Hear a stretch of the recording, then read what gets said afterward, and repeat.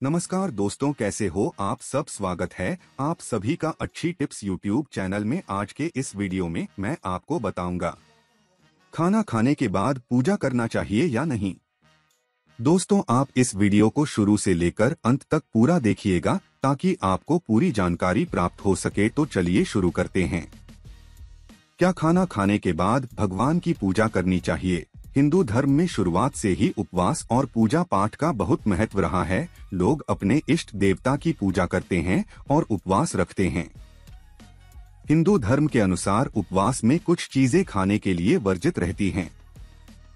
इन चीजों का सेवन उपवास के दौरान नहीं किया जा सकता।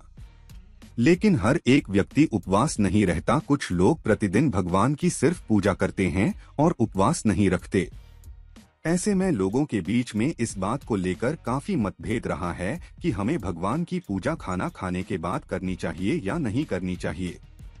कुछ लोगों का मानना है कि पूजा करने के नियम होते हैं और हमें पूजा करते समय इन नियमों का पालन करना चाहिए। पूजा में स्वच्छता और एकाग्रता का बहुत महत्व होता है।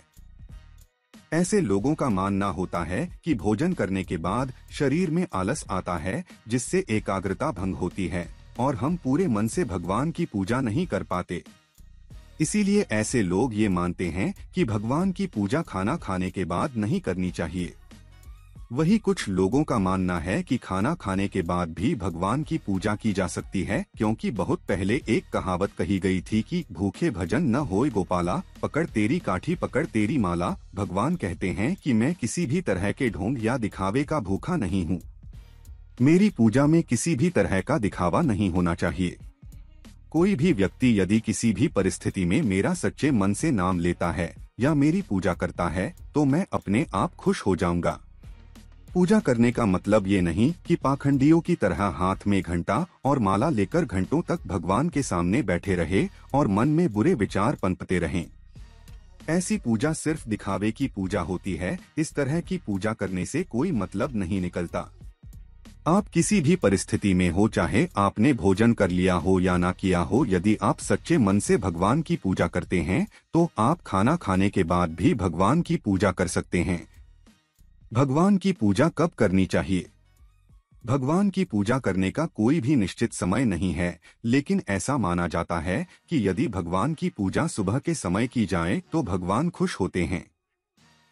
देखा जाए तो सुबह इंसान का मन शांत होता है। सुबह स्नान करने के बाद यदि भगवान की पूजा की जाती है तो इसे बहुत शुभ माना जाता है।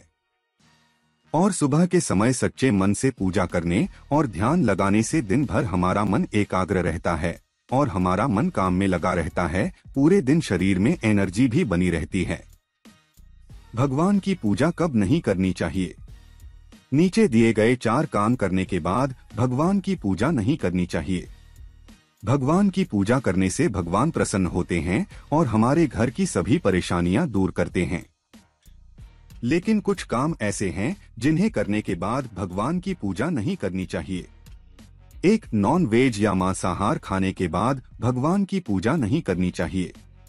हिंदू धर्म के अनुसार मांसाहार भोजन को पाप माना गया है, इसीलिए मांसाहार भोजन करने के बाद कभी भी पूजा में नहीं बैठना चाहिए।